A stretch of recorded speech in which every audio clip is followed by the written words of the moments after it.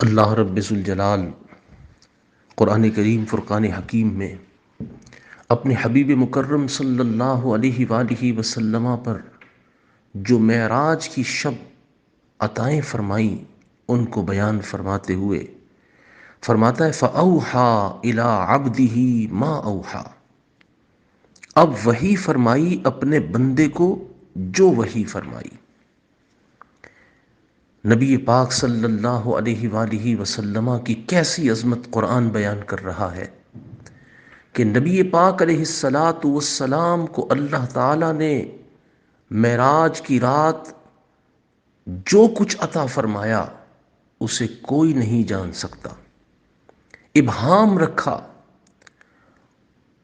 کسی انسان کے عقل کی بس کی بات نہیں،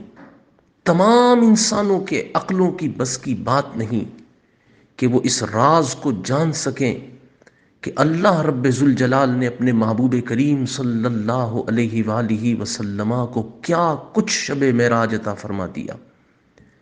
اب وہابی دیوبندی نبی پاک صلی اللہ علیہ وآلہ وسلم کی معراج جسمانی کا انکار کرتے ہیں، حضور علیہ السلام کو جو علوم و معارف اللہ رب ذوالجلال نے عطا فرمائے ان کا انکار کرتے ہیں۔ ان کے لیے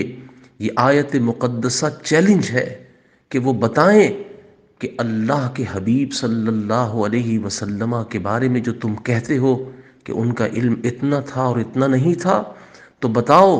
کہ اس آیت مقدسہ کا کیا معنی ہے کہ اللہ نے اپنے حبیب علیہ السلام کو کتنا علم دیا، وہ کون سا پیمانہ ہے جس سے تم ناپ سکتے ہو یا تول سکتے ہو کہ محبوب پاک صلی اللہ علیہ وآلہ وسلم کا علم کتنا ہے اور کیسا ہے۔ آئیے عاشقوں کے امام حضرت سیدنا شیخ محقق علی الاطلاق شیخ عبدالحق محدث دہلوی، جو ایک مسلم بزرگ ہیں، جن کو نبی اکرم صلی اللہ علیہ وآلہ وسلم نے اپنے قرب خاص سے نواز کر خطہ پاک و ہند میں حدیث پاک کی خدمت کے لیے روانہ فرمایا۔ وہ اس آیت مقدسہ کی تفسیر میں کیا فرماتے ہیں؟ چنانچہ مدارج النبوت میں آپ فرماتے ہیں کہ فَأَوْحَى إِلَىٰ عَبْدِهِ مَا أَوْحَىٰ، اس کی تشریح یہ ہے کہ تمام علوم، معرفتیں، حقیقتیں، خوشخبریاں، اشارے، خبریں،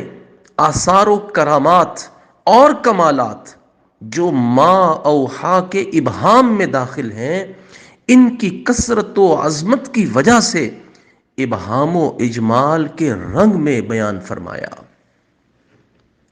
اندازہ کیجئے، ان الفاظ کو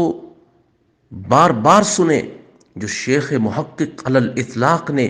اس آیت مقدسہ کی تفسیر میں بیان کیے کہ رب ذوالجلال نے محبوب پاک صلی اللہ علیہ وآلہ وصحبہ وبارک وسلم کو کس قدر نوازا، تو پتہ یہ چلا کہ حضور پر نور صلی اللہ علیہ وآلہ وسلم کو رب ذوالجلال نے اولین و آخرین کے علوم عطا فرما دیے، اور محبوب علیہ السلام کو جو کچھ عطا فرمایا اس کو کوئی ناپ تول نہیں سکتا۔ اللہ رب ذوالجلال ہمیں محبوب پاک صلی اللہ علیہ وآلہ وسلم کی عظمت و شان کو مان کر حضور کی تعظیم و توقیر کے ساتھ زندگی گزارنے کا شرف عطا فرمائے اور صحیح عقیدے پر ہمیشہ قائم و دائم فرمائے۔